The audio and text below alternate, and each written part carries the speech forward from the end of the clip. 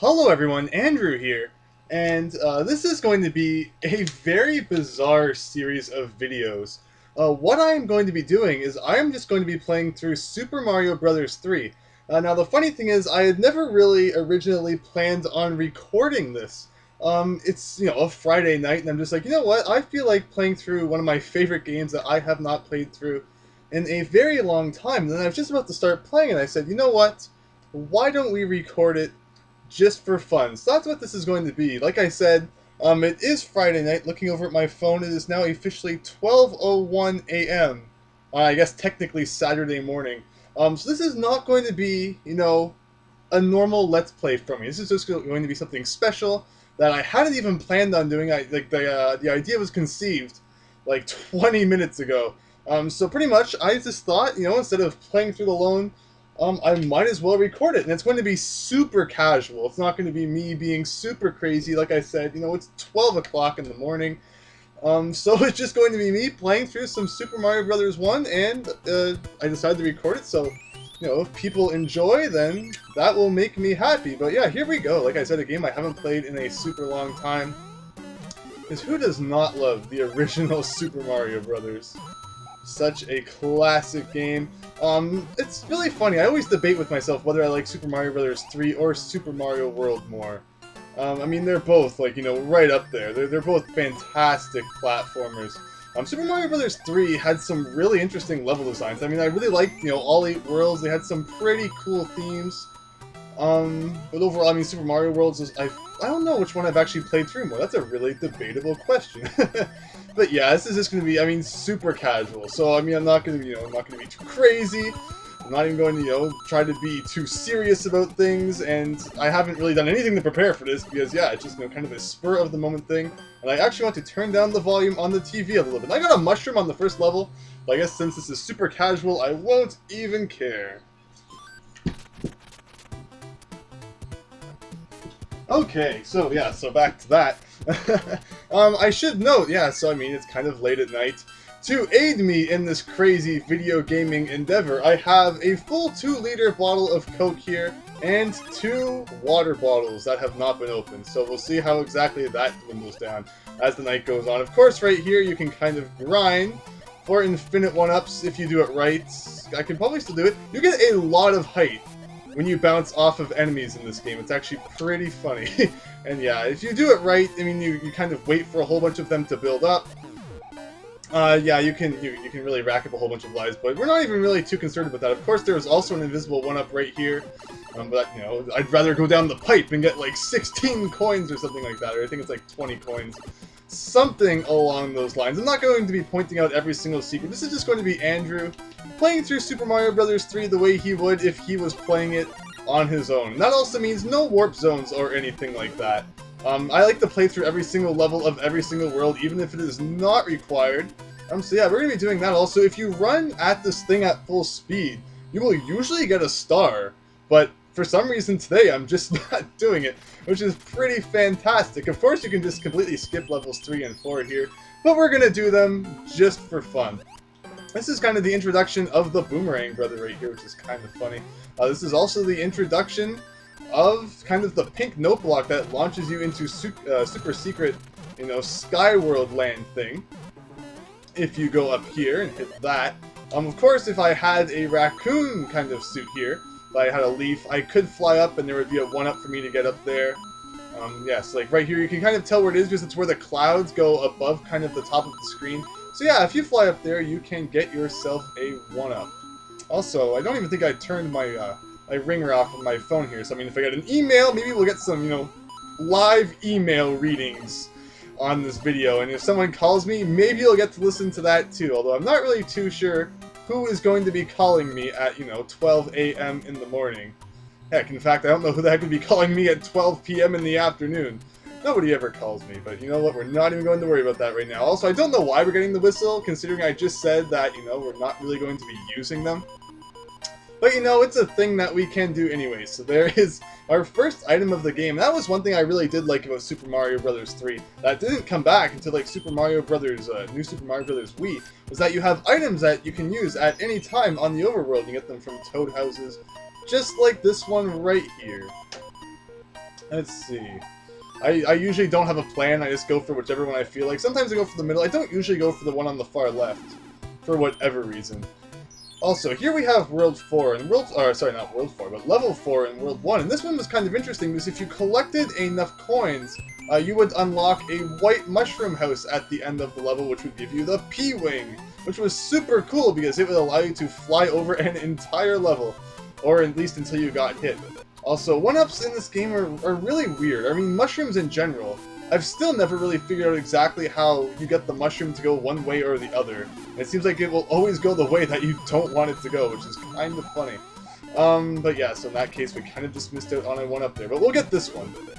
That is the second of 2 1-ups that are hidden in blocks in this level. It has something to do with which kind of side you hit the block on or something like that, or which way you're facing.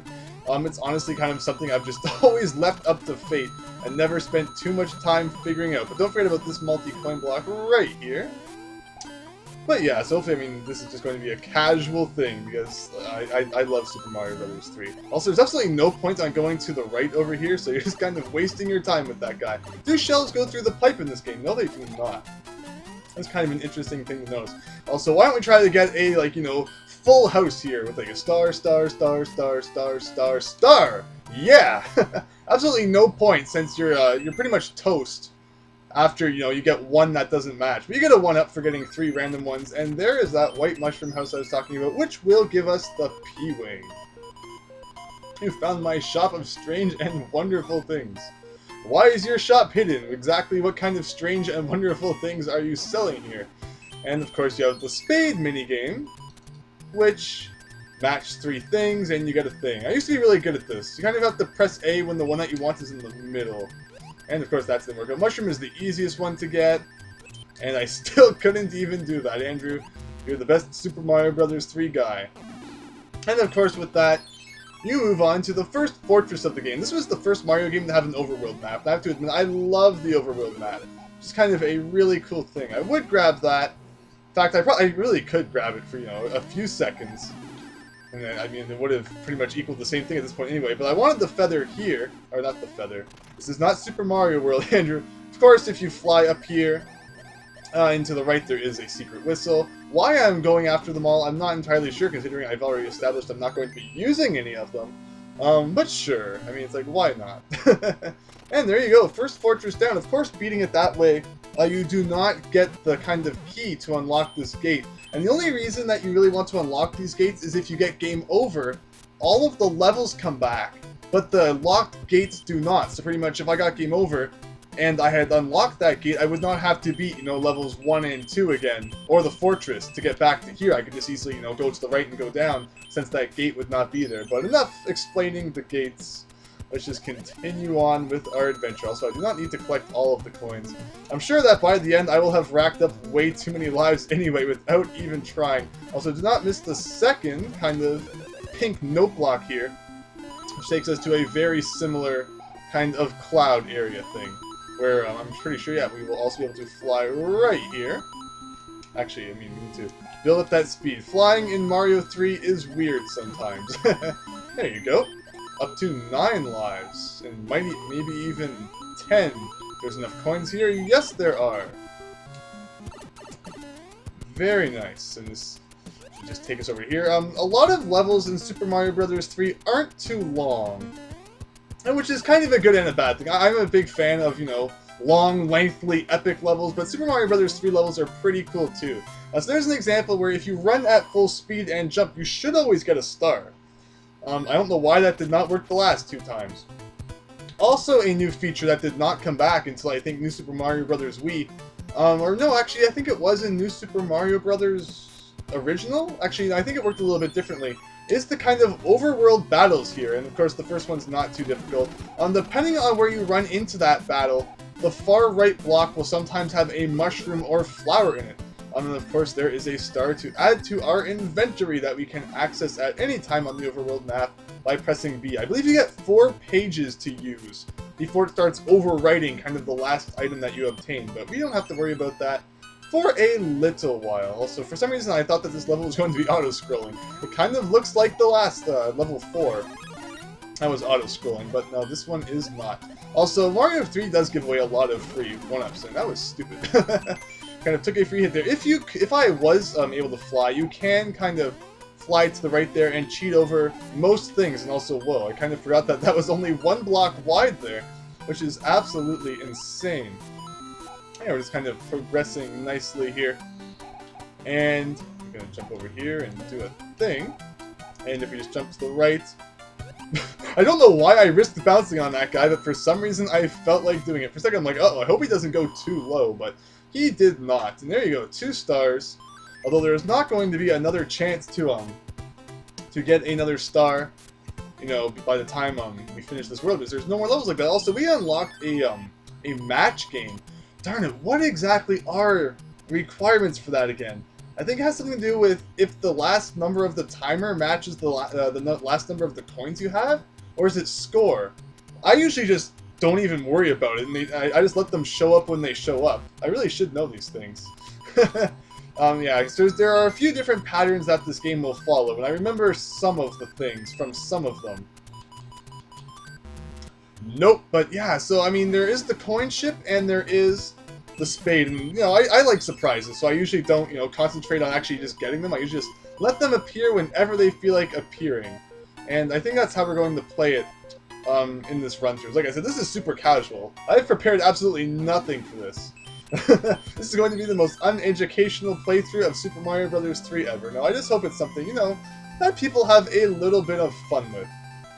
And I have no idea when I'm going to upload this either. Like I said, it's not going to take over a normal Let's Play kind of spot. I'll just upload some parts of this whenever I don't have anything else to upload. And here we go, the first airship of the game, which kind of replaced end-of-world castles. Every world ends with a kind of crazy airship here, which is usually characterized by auto-scrolling and cannons and bullet bill shooters, which is pretty fantastic. Alright, let's see here. And bounce on that. It's kind of weird that you don't bounce very high off of bullets. Unlike every other enemy in this game, it like launches you into the stratosphere. But yeah, for some reason, bouncing off of cannonballs does not kind of follow the same logic of physics. Or if that made any sense, I'm not even sure. Just getting no, so you can kind of just grind points there all day, but then the auto-scrolling will kind of screw that up. And yeah, a very short kind of thing. Sometimes you will find items off to the right if you don't go down the pipe right away, but on the first airship that is not a case. Also, I don't know if that was really a fair hit. Oh well. He takes 3 hits, he barely even had a chance to attack, so we're not even going to worry about it too much. Beating a boss in this game will give you a magic wand, which you can return to the king guy, that was transformed guy down there guy, and it will be a pretty good guy. Also, I think I'm going to take this chance to drink from the Coca-Cola bottle of Coca-Cola. And of course he thanks you for saving his kingdom. And you will never hear about any of these guys again. Surprised they didn't become, like every game you had to like worry about. Because I mean the Koopa Kids eventually came back. Well, I mean, they were in Super Mario World, and then they were absent for quite a while. But no, I mean these king guys never ever came back. And yeah, that's pretty good. So greetings, if you see any ghosts, be careful, they will chase you, unless you look away from them. This jewel doesn't really help protect you from ghosts, and in fact, the level that ghosts appear in are usually like castles and caves, so flying isn't really, a thing that is super useful in those situations. So Princess Peach, you have no idea what you're talking about. But yeah, there you go. 1 world down, and it is now officially 12:14 a.m. on my phone, so that is pretty cool. I'm not going to break this up into, like, specific parts. It's not going to be like, hey, please join me next time, and stuff like that. It's just going to, be split wherever I feel like splitting it. Oh, man.